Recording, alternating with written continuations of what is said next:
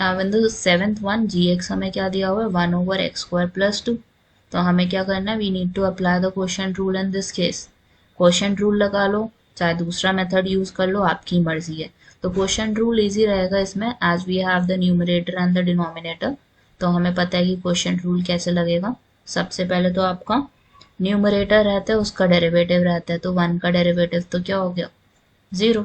ठीक है, अब हमने v एज इट इज लिखना है। v क्या है हमारा, the denominator, then we have a minus sign, और v का डेरिवेटिव लोगे अब तो 2x आएगा, और numerator as it is which is 1।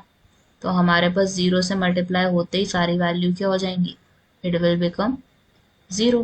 तो पहले तो वो तो वैल्यूज है ही नहीं कुछ भी हमारे, और नीचे डिनोमिनेटर का स्क्वायर लेना होता है। So you have is x² + 2 का whole square.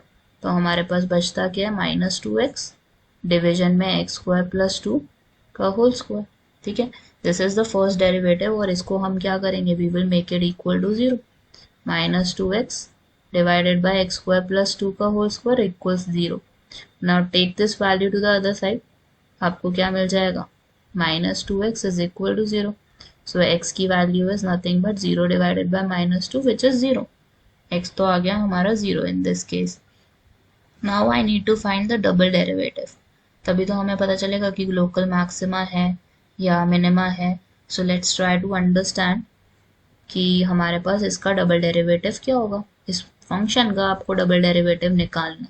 So we are finding the double derivative of this. तो हमें पता है क्या करना है, we need to apply the quotient rule. तो क्वोशिएंट रूल में क्या एप्लीकेबल होगा, सबसे पहले तो नीचे वाले लिख लेते हैं ना, x² + 2 का होल स्क्वायर है, एक और स्क्वायर लगा दो, और ऊपर क्या रहेगा -2x का derivative which is -2। Second term as it is x² + 2 का होल स्क्वायर, माइनस का साइन, और फिर हमने इसका डेरिवेटिव लेना है। सो इसका डेरिवेटिव क्या होगा, let's completely write the derivative of this one.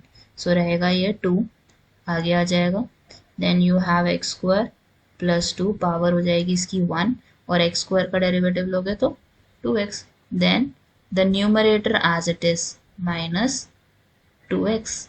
ठीक है, this is -2x, I am writing it again, -2x भी है यहाँ पे। तो हमारे पास फाइनली इसको पूरा सॉल्व करने पे ना, you would get the final value as, I'm not solving it completely, I just want you to do it complete, and the final answer you would get is -2 -3x² + 2 divided by x² + 2, the power would be cube, क्योंकि एक value हमारी cut जाएगी। जब आप इसको simplify करोगे ना, पूरा कर सकते हो, you can do it very simply. मैं बता भी देती हूँ कि कैसे होगा ये। सबसे पहले 2 कॉमन लेना, दोनों में से x² + 2 कॉमन लेना, फिर इसको सॉल्व कर देना, बहुत सिंपल आंसर आएगा आपका। सो जब आप सॉल्व करोगे you would get the this as the answer double derivative का, और डबल डेरिवेटिव में हमने क्या करना है, x is equal to 0 put करना है। So here if we put 0, तो हमारी ये वाली वैल्यू 0 होती है, 0 + 2 हो गया, नीचे हमारे पास क्या है 0 + 2 whole cube. So here in this case you are getting -2 × 2, और नीचे क्या है 2 क्यूब। तो हमारी वैल्यूज कैंसिल होके हमें क्या मिलेगी finally, -1/2 which is less than 0। इसका मतलब x is equal to 0 हमारा क्या है, this is nothing but local maximum.